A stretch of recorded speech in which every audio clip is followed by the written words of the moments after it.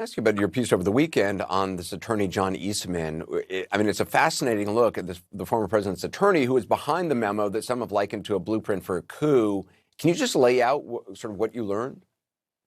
Sure. So John Eastman went into actually really extensive detail about this meeting that he attended in the Oval Office with former President Trump, with Vice President Mike Pence, with two of Pence's advisors on January 4th, 2 days before the riot at the Capitol that followed a rally that Eastman himself spoke at. And Eastman laid out this argument for why Pence could, at first it was that he could allow replacement alternate slates of electors from different states. None of that ever materialized. There were no slates of alternate electors. So he then switched his suggestion to that Pence could basically go for a delay in certifying the election. And Pence was arguing that he didn't have that power. He says at one point to Eastman, "Do you think I have that power?" And according to our sources, Eastman essentially admitted that he didn't. And then Pence turned to former President Trump and said, "Did you hear that, Mr. President?" He was trying to case for why he didn't actually have that power and Eastman was going too far.